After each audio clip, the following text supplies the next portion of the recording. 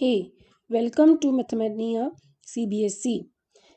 In this series of lectures, I will be teaching you how to study integration because this becomes a major problem when students start solving question and they do not have perfect answer. So please follow this to learn the integration completely. But सबसे पहले तो आप ये समझिए कि integration हम two types की पढ़ने वाले हैं इस चैप्टर में। फर्स्ट इज इनडेफिनिट इंटीग्रल, जो हमें सिर्फ फैमिली ऑफ कर्व्स के बारे में देती है idea, and second is definite integration, जिसकी हेल्प से हम area under the curves find out करते हैं।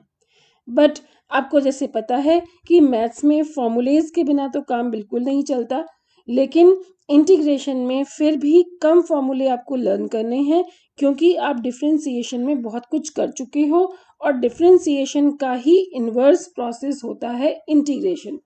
तो ये कुछ फॉर्मूलेज हैं जो आपने लर्न करने हैं। अब डेरिवेटिव्स के आपको पहले से ही याद है फॉर्मूलेज, तो आपको सिर्फ इंटीग्रल्स पर ध्यान देना है। थोड़ा सा मैं डिस्कस कर लेती हूँ, फिर हम सीधा क्वेश्चंस पे चलेंगे। जैसे integration of x power n, here you have to just increase the power and divide with the increased power, but यहाँ पर n is never equals to -1, ये आपने याद रखना है। n कभी भी -1 के इक्वल नहीं होना चाहिए।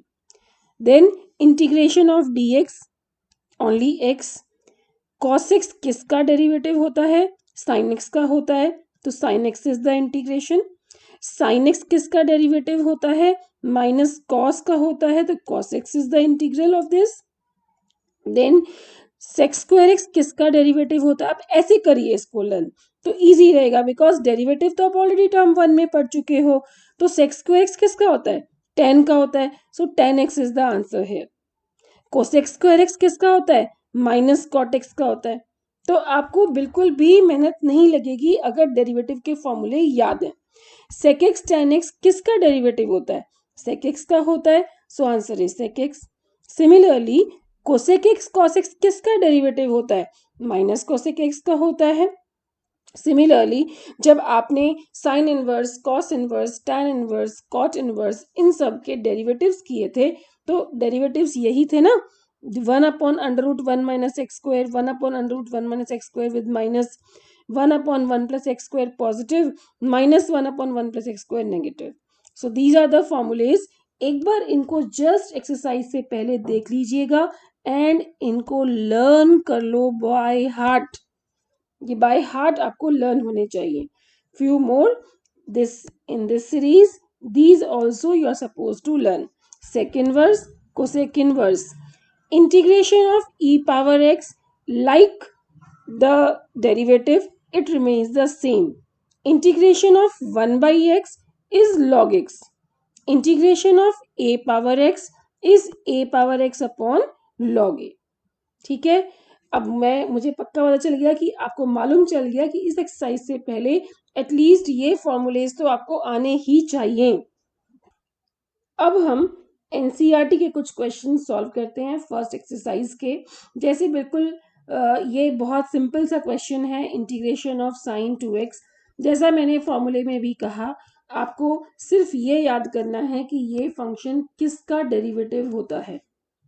साइन जो डेरिवेटिव होता है वो किसका होता है? कॉस का होता है। So integration of sine x is minus cos 2x is there, and in integration we always divide with the derivative of this angle, and we know derivative of 2x is 2 plus constant of integration. Similarly, let us move to next question. Integration of e power 2x, it is same, e power 2x divided by derivative of this value, which is 2 plus में c. This is very simple. These are simple questions. Then next question, here this is the linear value. So when the equation is linear, you simply increase the power. It is 2. I have increased the power and divide with the increased power. But one thing still left, यहाँ बहुत ध्यान देना क्योंकि सबसे ज़्यादा गलती इसी step में होती है कि हमें इसके डेरिवेटिव से भी डिवाइड करना होता है। ax प्लस बी का डेरिवेटिव, ax का डेरिवेटिव तो a हो गया, b का डेरिवेटिव 0 हो गया, सो इससे हमने डिवाइड किया, प्लस कांस्टेंट ऑफ इंटीग्रेशन। ये कांस्टेंट ऑफ इंटीग्रेशन क्यों लगता है भाई? वो इसलिए लगता है कि जो हम ये वैल्यूज निकाल रहे हैं इंटीग्रेशन की, ये अप्रोक्सीमेट वैल्यूज हैं, ये एक्यूरेट वैल्यूज नहीं हैं। तो हमें एक्यूरेट वैल्यूज लाने के लिए, आंसर्स लाने के लिए इसमें कांस्टेंट ऑफ इंटीग्रेशन ऐड करते हैं। ठीक है, अब ये क्वेश्चंस देखो। This is integral sine 2x minus 4 e power 3x। Here जब डेरिवेटिव में भी हम यही करते थे कि जब दो फंक्शंस के बीच में प्लस या माइनस होता था तो उनको अलग अलग डेरिवेटिव करते थे। यहाँ पर भी हम ऐसे ही करेंगे।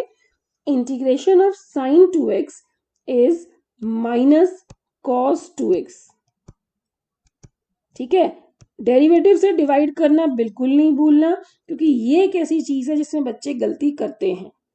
माइनस 4 कांस्टेंट प्रोडक्ट में हो तो वो एज इट इज रहता है, और इसका इंटीग्रेशन लेना है।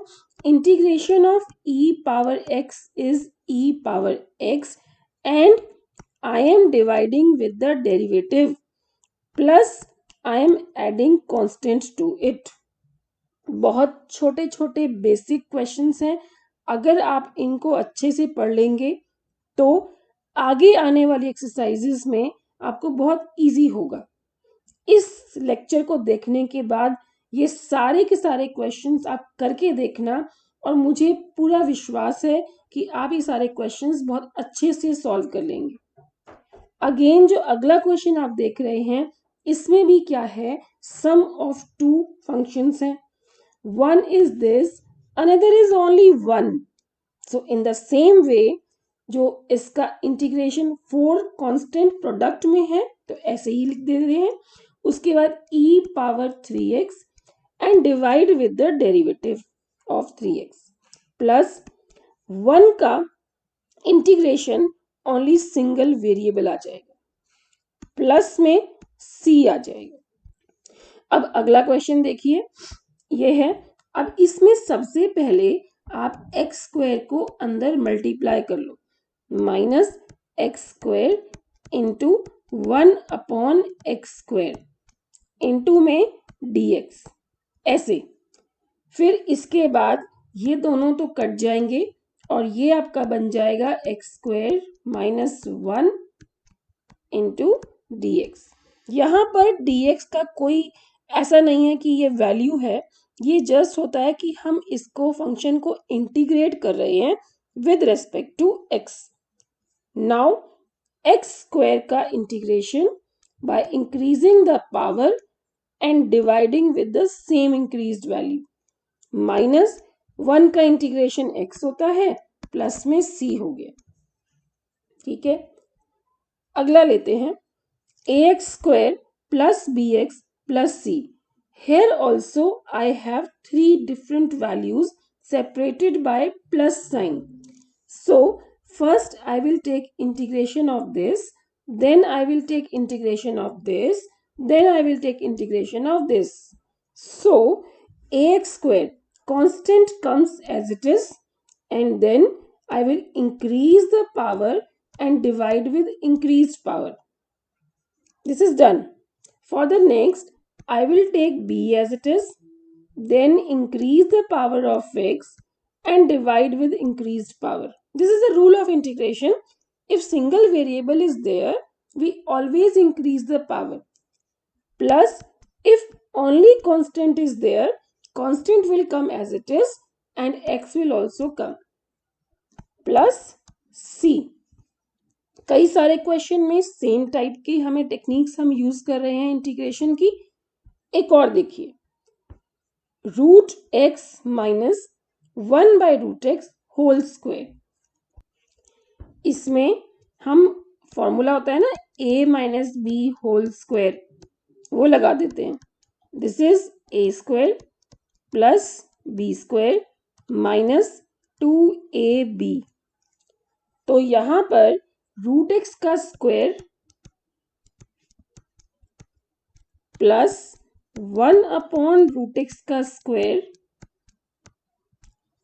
Minus 2√x 1/√x।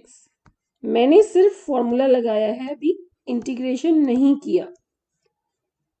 इसके बाद √x का स्क्वायर हमें पता है x होता है, 1/√x का square 1/x and this will cancel -2 then dx। अब मुझे इंटीग्रेशन करना है हर टर्म का अलग अलग।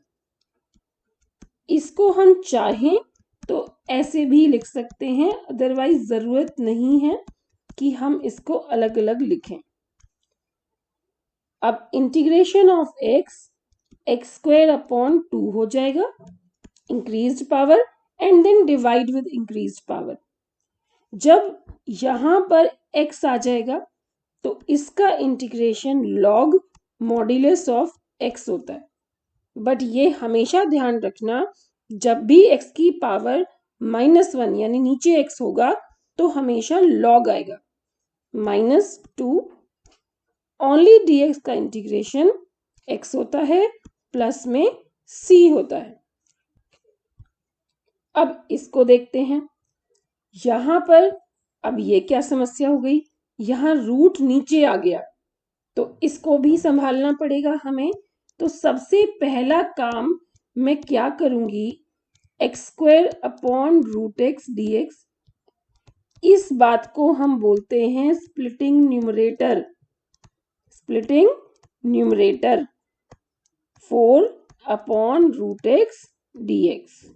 ये बात तो आपको समझ आ ही गई होगी। अब इसके बाद ध्यान से सुनना मेरी बात, यहां पे हम क्या करेंगे, दिस इज पावर 2 -½ करेंगे और dx करेंगे, क्योंकि √x को हम x पावर ½ भी कहते हैं। और जब मैं इसको नीचे से ऊपर लेके जाऊंगी एक्सपोनेंट रूल के अकॉर्डिंग, तो ये +½ से बन जाएगा -½ और ऐसा सब जगह होगा। 3 कांस्टेंट है, इसको हम बाहर लिख लेते हैं। यहां x पावर 1 -½ ठीक है ना, ये बात समझ आ गई। जो नीचे रूट होगा, जो पावर फ्रैक्शन में आई है, वो ऊपर जाकर नेगेटिव बन जाती है। +4 अगेन ये √x है, ऊपर जाकर, ऊपर तो x है नहीं तो इस बार ओनली -½ हो जाएगा। इस तरीके से हमें इन टर्म्स को हैंडल करना होता है केयरफुली। अब जब फ्रैक्शंस को माइनस करते हैं तो बी केयरफुल, पहले आप एलसीएम ले लो। अब यहां इसके नीचे तो 1 है, सो एलसीएम लेंगे तो इट विल बी 4 - 1। जिनको समझ में आता है वो सीधा 3/2 कर दीजिए, जिनको समझ नहीं आ रहा है एक बार समझ लीजिए, मेरे साथ प्रैक्टिस कर लेना, फिर समझ आ जाएगा। ये बहुत मुश्किल काम नहीं है। अब यहाँ पे भी एलसीएम ले लेते हैं और it will be 2 - 1 then dx +4, this will be x power -½ dx। अब ये बड़े आराम से x पावर 3/2 dx हो गया, ये 3, ये x पावर ½ dx हो गया, ये 4, ये x पावर -½ dx हो गया। अब हम करेंगे इसका फाइनली इंटीग्रेशन। जिनको ये स्टेप समझ आते हैं वो सीधा इस स्टेप के बाद इस स्टेप को लिख सकते हैं। कोई मार्क्स नहीं कटते हैं सीबीएसई में इस चीज के, पर मुझे समझाना था डिटेल में, इसलिए मैंने समझा दिया। नाउ जब हम इंटीग्रेशन करते हैं हमें पता है कि x की पावर एक इंक्रीज होती है, सो x की पावर 3/2 + 1 हो जाएगी और नीचे भी 3/2 + 1 हो जाएगी। ऐसे जो ऐड कर सकते हैं सीधा वो ऐड करके लिख दीजिए। +3 1/2 + 1 हो जाएगी अपॉन 1/2 + 1 हो जाएगी, +4 x पावर -1/2 + 1 हो जाएगी, नीचे भी -1/2 + 1 हो जाएगी, कांस्टेंट ऑफ इंटीग्रेशन तभी आ जाएगा जैसे ही आप इंटीग्रेट करेंगे आपका कांस्टेंट ऑफ इंटीग्रेशन आ जाएगा. So it will be x power 5/2 because when I will add it will become 5/2. नीचे भी 5/2 है तो आप क्या करो, 5 को नीचे लिखो, 2 को यहाँ लिखो. क्यों बार बार 5/2 करना, फिर ऊपर लेके आना, स्टेप्स बढ़ाने, आप ऐसे करो. उसके बाद अगले में 1/2 + 1 करेंगे तो इट विल बी 3/2. नीचे भी डिवाइड करना है 3/2 से, 3 और इनटू में 2. फिर +4 -1/2 + 1 is 1/2 and this is also 1/2. तो 1 तो नीचे आ जाएगा और 2 ऊपर आ जाएगा, प्लस में c. इनको मल्टीप्लाई करके 6 और 8 लिख देना. This is your answer. ठीक है, अगला क्वेश्चन. अब यहां पर देखो, इसमें फर्स्ट 2 टर्म्स अगर मैं देखूं तो यहां पर x² कॉमन है. ये कॉमन मुझे दिखना चाहिए, x² कॉमन है. तो अंदर बचेगा x - 1. आगे वाली टर्म में कुछ भी कॉमन नहीं है तो यहां भी x - 1 अपॉन x - 1 dx. अगर ये स्टेप हमें समझ आ गया ऐसे, तो ये हमारा क्वेश्चन सोचो समझ लो कि हो ही गया. अब x - 1 हम कॉमन ले लेते हैं बिकॉज मेरे पास एक टर्म तो ये है और एक टर्म ये है. इसमें x - 1 कॉमन है. कॉमन समझते हो, जो दोनों टर्म में हो. अब यहां पर x - 1 अगर बाहर ले लिया तो यहां बचा x² और यहां बचा +1 डिवाइडेड बाय x - 1. अब देखो कितना काम आसान हो गया, ये कट गया, ये हो गया x² + 1 इंटू में dx. अब मुझे इसका इंटीग्रेशन करना है. x² का इंटीग्रेशन होता है x³ अपॉन में 3 और 1 का इंटीग्रेशन होता है x + c. This is my final answer. Next, यहां पर भी बाहर रूट है तो रूट को हम इमीडिएटली पावर हाफ कर देंगे और अंदर मल्टीप्लाई कर देंगे. अब जैसे ये x पावर हाफ हो गया तो 3x power 2 into x power half. अब ये x पावर हाफ सभी के साथ मल्टीप्लाई होगा x into x power half. फिर 3, this is also x power half into में dx. अब हमने कहीं पहले पढ़ा था मैथ्स में कि जब बेसिस सेम होती हैं तो हमारी पावर्स ऐड होती हैं, तो वो रूल तो हर जगह ही लगता है. अब अगर यहाँ पे बेस सेम है तो 2 और हाफ को तो ऐड होना ही है. यहाँ पर बेस सेम है, कुछ नहीं है तो 1 लिख दो, 1 और हाफ को भी ऐड होना है. So it is 3x power 2 + half plus 2x power 1 + half plus 3x power half into में dx. अब इसको हम बड़े आराम से इंटीग्रेट कर देंगे. थोड़ा सा ऐड कर लेते हैं पहले. This will B 5/2 and this will be 3/2 and this will remain as half. थोड़ा फ्रैक्शंस को ऐड करना सीख लीजिए, वो ज़्यादा इजी होता है. जैसे अगर 2 + हाफ है तो इसका हमें पता है कि बेस में 2 आ गया, 2 इंटू 2 4 + 1 हो जाएगा. So it will B 5/2. ये एक बार समझ आ गया तो ये क्वेश्चंस तो हैं ही बहुत इजी. फिर अब इसमें इंटीग्रेशन करना है, 3 तो ऐसे ही आ जाएगा. 5/2 में 1 ऐड करना है. सोचो, इसका मतलब अगर 5/2 में आपको 1 ऐड करना है ना बेटा, तो आप सीधा देखो 2 को वहां भेज दिया तो 5 + 2 कितना हो गया, 7 अपॉन में 2. सीधा ही ऐड हो जाता है. मतलब इन दोनों को ऐड कर दो और अपॉन में 2 रहने दो, 7/2. नीचे भी 7/2 करना है तो बाय 2 को मैं 2 को यहां भी लिख सकते हैं सीधा. +2 x power 3/2 + 1 this will B 5/2. मैंने कहा था ना इन दोनों को ऐड कर दो. इन दोनों को ऐड करेंगे 5 अपॉन में 2 और अपॉन में 5 इंटू में 2 ऐसे कर दो. फिर +3 x पावर हाफ है, हाफ में भी 1 ऐड करना है. हाफ में 1 ऐड करेंगे तो कितना बन जाएगा, 3/2. ठीक है, और 3/2 मतलब 3 नीचे और 2 यहाँ पर. प्लस में सी। ठीक है, समझ आ गया होगा आपको ये क्वेश्चन भी। अगला लेते हैं, this is sec x into sec x plus ten x. अब यहाँ पर sec इंटू सेक जब मल्टीप्लाई होगा तो ये बन जाएगा sec square x D x, और यहाँ पर जब ये मल्टीप्लाई होगा तो sec x into ten x into D x बन जाएगा। अब हम क्या करेंगे, इसको इंटीग्रेट।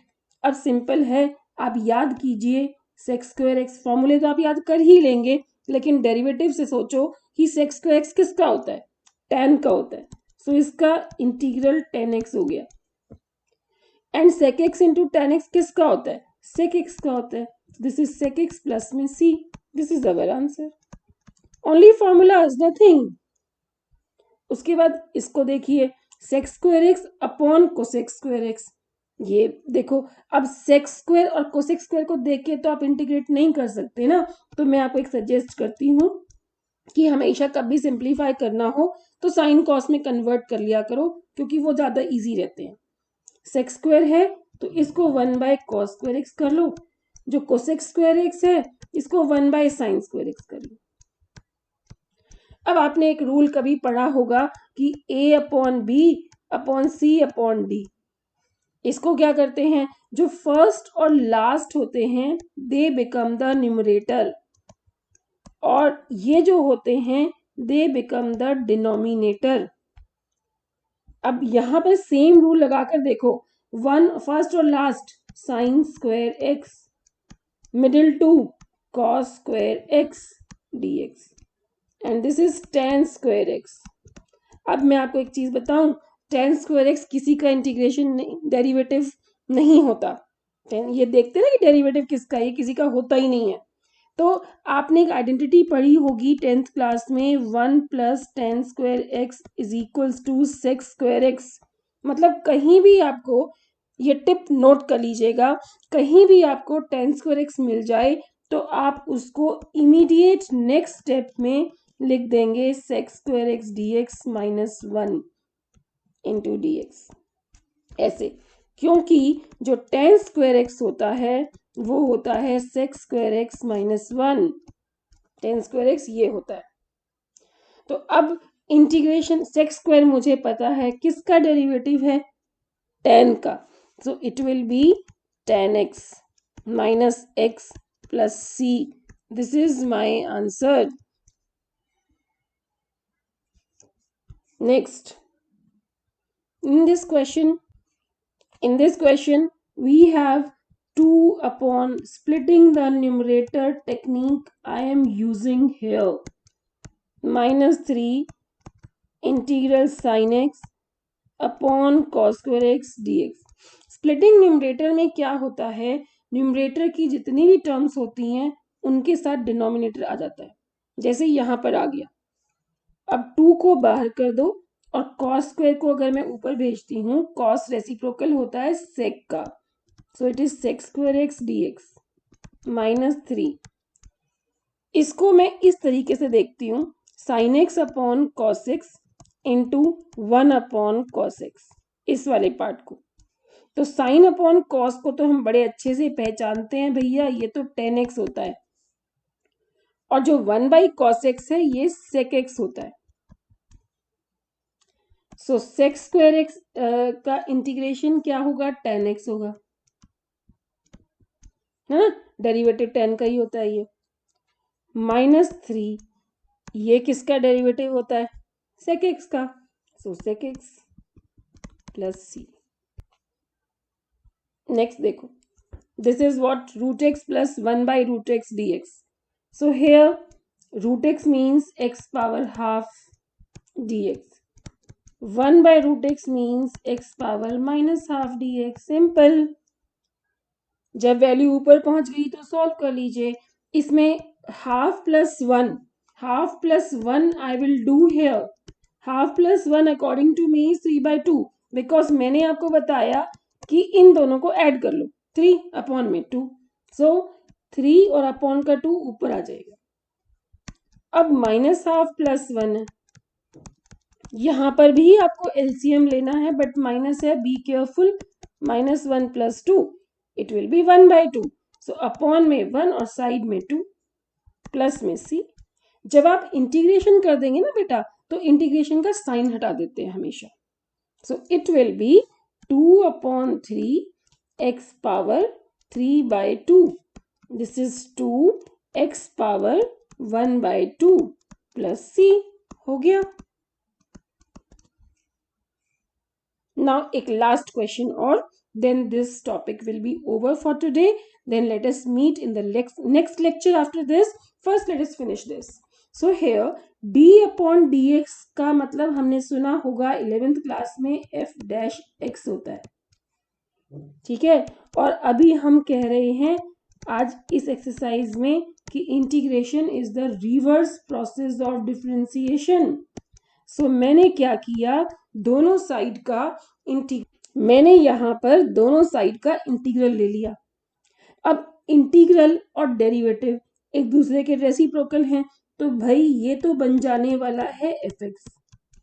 ठीक है. और इधर इसका अलग अलग 4 integral x cube dx minus 3 integral x power -4 dx. ऐसे now fx is equals to 4x power 4 divided by 4. अभी हम सीख चुके हैं ना, 3 को हमने ऐड कर दिया 4 अपॉन में 4 माइनस 3x पावर -4 प्लस 1 है ना, -3 divided by -3 plus c. So this and this will cancel. So this 3 and 3 will also cancel.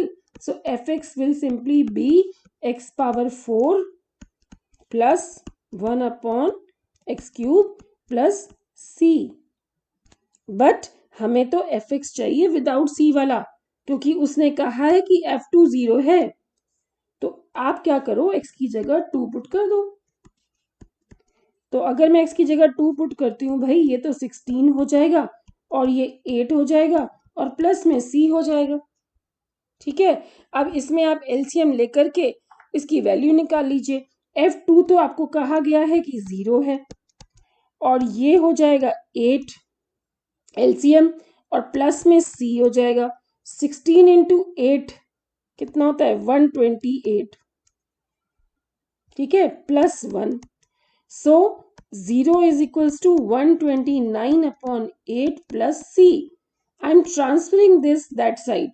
So c is minus 129 upon में 8. ठीक है, this is value of c. So I will go to this equation number a and put here. So fx comes out to be x power 4 plus 1 upon x cube minus 129 upon 8. This is my answer. So I hope कि आपको ये वाला video अच्छा लगा होगा 7.1 exercise का. फिर भी कोई क्वेश्चन समझ नहीं आया हो, कमेंट बॉक्स में कमेंट कीजिए. I will provide you one more solution for that. And till then you just keep on watching, keep on practicing, because practice makes your maths perfect. Remember this sentence always. Let us now meet in the next video with the presentation of exercise 7.2. Till then, practice this exercise. If you like this video, please subscribe, share it with your friends and like it, and press the bell icon to get the update of the new videos from our channel Mathmania CBSE. Thanks.